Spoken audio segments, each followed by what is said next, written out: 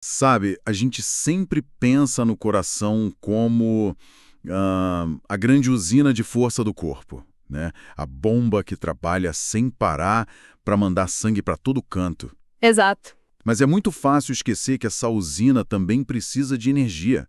O coração é um músculo e, puxa, um músculo que nunca descansa precisa do seu próprio sistema de abastecimento, um encanamento só dele. É uma ótima analogia essa do encanamento, porque é bem isso.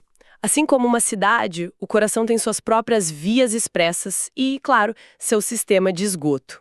Aham. E a nossa missão hoje é justamente mapear essa infraestrutura privada. A gente vai fazer um tour completo. Primeiro, vamos seguir as artérias que entregam o sangue rico em oxigênio, que são as linhas de abastecimento. Certo. E depois, a gente acompanha as veias que coletam o sangue já usado, fechando o ciclo no sistema de escoamento. Vamos analisar isso então, porque a lógica parece um pouco circular. Se o coração está bombeando todo o sangue para o corpo pela artéria aorta, como é que ele consegue desviar uma parte para ele mesmo? Boa pergunta. Parece que ele teria que se servir primeiro, sabe? Antes de todo mundo. De onde vêm exatamente essas artérias especiais? Então, a resposta está literalmente no primeiro centímetro da viagem do sangue. Assim que o sangue é ejetado com toda a força do ventrículo esquerdo e passa pela válvula aórtica... Certo, na base da aorta. Isso. Ali na base existem duas pequenas aberturas, quase como saídas de serviço numa rodovia, sabe? São os ósteos coronários. Ósteos? É, o ósteo esquerdo dá origem à artéria coronária principal esquerda e o ósteo direito alimenta a artéria coronária direita. Elas são as primeiríssimas a receber sangue fresquinho, cheio de oxigênio. Peraí, mas a válvula aórtica tem 3 daquelas? Abas, as cúspides, que abrem e fecham, certo? Isso. 3. Então 2 delas têm essas saídas de serviço e uma não tem. Por quê? É precisamente essa a configuração. E o detalhe curioso é que a terceira cúspide, a que fica mais para trás, não tem nenhuma abertura. Por isso que no jargão da anatomia ela é conhecida como a cúspide não coronária. Ah, Nenhuma artéria se origina dela. É um daqueles detalhes que mostram como o corpo é incrivelmente específico, né? A engenharia ali é precisa. fascinante. Então vamos seguir o fluxo, começando pelo lado direito. O que acontece com a artéria coronária direita, a ACD, depois que ela sai do seu ósteo? Qual o caminho dela? A artéria coronária direita começa a jornada dela descendo por um sulco que é tipo uma vala natural na superfície do coração, sabe? Fica bem entre o átrio direito e o ventrículo direito. Entendi. Pensa nela como um rio principal que vai criando afluentes. Um dos ramos mais importantes que irriga a parede lateral do ventrículo direito é a artéria marginal direita, às vezes chamada de marginal aguda, porque essa borda do coração é anatomicamente mais afiada. Ok, então ela desce pela lateral. Mas e a parte de trás do coração? Fica sem irrigação desse lado? De forma alguma.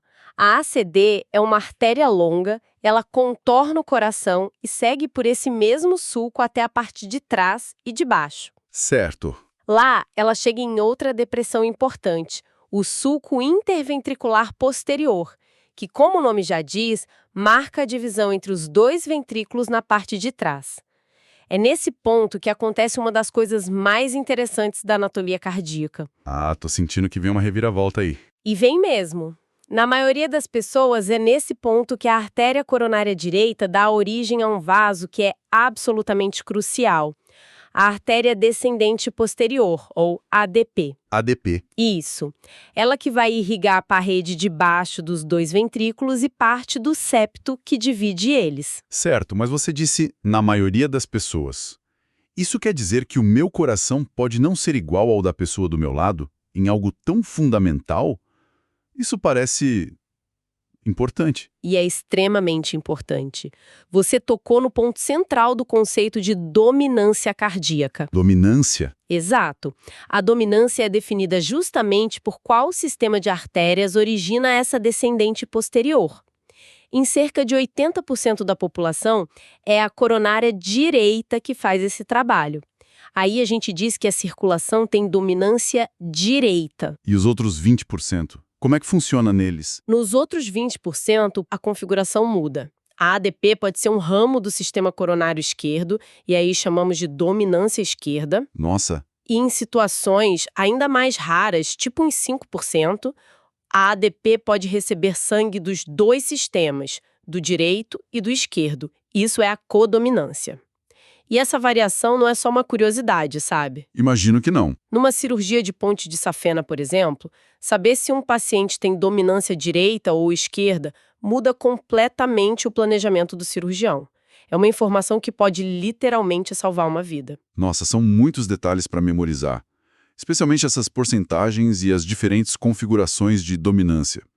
Fica claro o quão complexo isso é para quem está estudando o corpo humano e precisa ter essa informação na ponta da língua numa situação crítica. Exatamente. Dominar esses detalhes que parecem pequenos, mas que têm implicações enormes, é fundamental.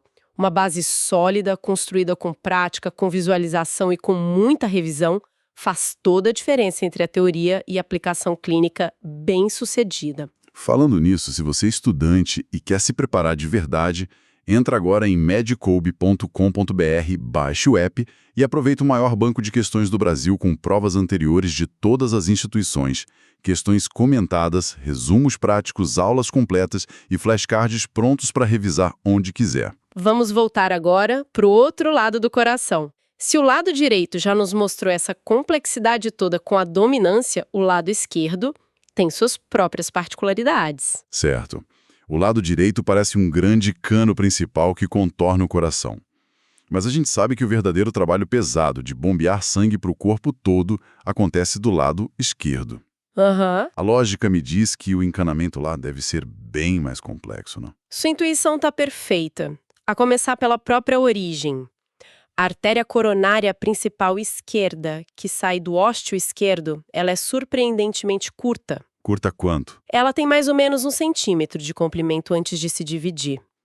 É um tronco muito curto, mas que se bifurca em duas das artérias mais importantes de todo o corpo. Uma divisão em duas vias principais, então. Quais são elas? A primeira é talvez a artéria mais famosa do coração. A artéria descendente anterior esquerda, ou ADA. ADA. Ela desce pela frente do coração, bem no sulco interventricular anterior, como se fosse um zíper dividindo os dois ventrículos. A ADA é a principal fornecedora de sangue para o poderoso ventrículo esquerdo. Entendi. Clinicamente, a importância dela é imensa. Um bloqueio nessa artéria é o que popularmente se conhece como ataque cardíaco fulminante. Por isso, entre os cardiologistas, ela ganhou um apelido bem sombrio, de artéria da viúva. Que nome terrível. E ela tem os próprios ramos também, como a do lado direito. Sim, ela emite vários ramos, chamados de ramos diagonais, que se espalham pela superfície do ventrículo esquerdo como se fossem galhos de uma árvore, garantindo que nenhuma parte desse músculo vital fique sem suprimento. Ok, essa é a primeira via da bifurcação. E a segunda, que sai daquele tronco curto? O segundo ramo é a artéria circunflexa. O nome já nos dá uma pista excelente do que ela faz.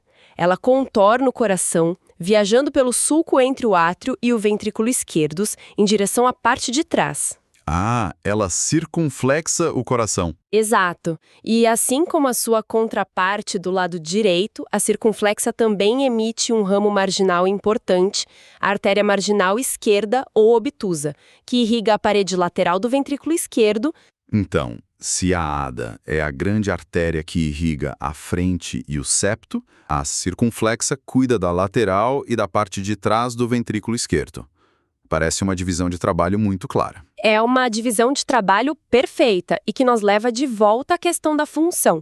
O ventrículo esquerdo é a câmara que bombeia sangue para o corpo inteiro, do cérebro à ponta dos pés. Certo, trabalho pesado. Exato.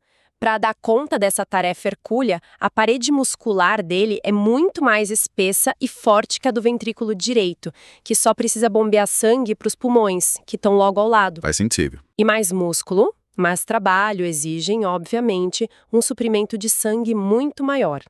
A ADA e a circunflexa, juntas, garantem essa entrega robusta de oxigênio e nutrientes. Faz todo sentido. Ok, foram muitos nomes, mas a ideia principal aqui é que o coração tem duas artérias principais, uma para cada lado, e a do lado esquerdo se divide em duas porque precisa dar conta de um trabalho muito maior. É isso. Você resumiu perfeitamente. É exatamente essa a lógica. Agora que a gente mapeou as linhas de abastecimento, precisamos entender como o lixo é coletado. Ah, claro. Já vimos como o sangue entra, mas... E o caminho de volta? Como é que o sangue já utilizado, agora pobre em oxigênio, sai do músculo cardíaco? Essa é a segunda metade da história, o sistema de drenagem. Imagino que ele seja tão complexo quanto o de abastecimento, né? Sim, e com as suas próprias excentricidades. Podemos começar, aliás, com uma exceção bem curiosa à regra. Opa, gosto de exceções. Na superfície do ventrículo direito, a gente tem um grupo de veias chamadas veias cardíacas anteriores. O que torna elas especiais é que elas não se dão ao trabalho de seguir o caminho principal de drenagem. Como assim? Elas pegam um atalho e se esvaziam diretamente dentro do átrio direito, a câmara que recebe todo o sangue venoso do corpo. Então elas são as rebeldes do sistema que não seguem o fluxo principal. Exato. E as outras veias, as que seguem as regras, onde elas desaguam? A grande maioria das veias cardíacas drena para uma estrutura central, um grande vaso coletor que fica na parte de trás do coração, chamado seio coronário. Seio coronário. Isso. Ele funciona como um grande reservatório que coleta o sangue de quase todo o coração para depois despejar tudo também no átrio direito. Ele é, na verdade, o maior vaso sanguíneo que a gente encontra na superfície do próprio coração. Certo. Então temos esse grande coletor. E quem são os afluentes que alimentam esse reservatório? Temos alguns importantes. E aqui a gente pode usar uma dica. Muitas veias correm lado a lado com as artérias, que a gente já conhece, como parceiras de viagem, sabe? Ah, um sistema de mão dupla. Exatamente. Por exemplo, acompanhando a artéria descendente posterior, temos a veia cardíaca média. Drenando a parte de trás do ventrículo esquerdo, temos a veia posterior do ventrículo esquerdo. E também temos a veia cardíaca pequena, que apesar do nome tem uma função importante. Entendi. Mas as fontes mencionam uma outra veia com um nome bem imponente, a grande veia cardíaca. Só que tem um mistério aqui. Quando a gente olha o coração pela parte de trás, onde está o seio coronário, a gente vê só a pontinha dela entrando no seio. Não parece tão grande assim. Por que esse nome, então? Parece propaganda enganosa. Ela começa lá na ponta do coração, na frente, e corre lado a lado com a artéria da viúva, a ADA. Ah, Ela sobe, contorna o coração todo e vai se tornando cada vez maior, mais calibrosa, até que finalmente se transforma no seio coronário. Ou seja, o seio coronário é, na verdade, a continuação dilatada da grande veia cardíaca. então uma questão de ver a imagem completa.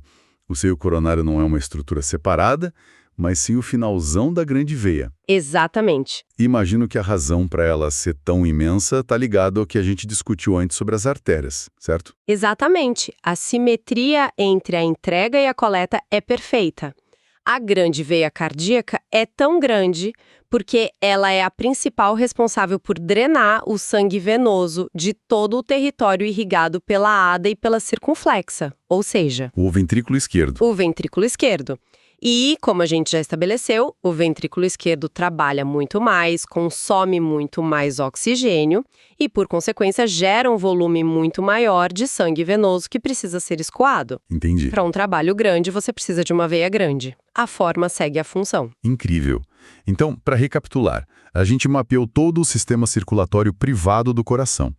Começamos na aorta, com aquelas pequenas saídas para as artérias coronárias, seguimos seus ramos que se espalham pela superfície como galhos de uma árvore, notamos as variações anatômicas como a dominância Certo. e depois traçamos o caminho de volta através da complexa rede de veias que coletam o sangue e o devolvem ao ponto de partida. O que é fascinante aqui é que esse sistema de artérias e veias coronárias é um microcosmo perfeito de toda a circulação do corpo. Como assim? A gente tem uma rede de entrega de alta pressão, as artérias, levando nutrientes e oxigênio, e um sistema de retorno de baixa pressão, as veias, removendo os resíduos. E tudo isso perfeitamente dimensionado para as necessidades do músculo que ele serve.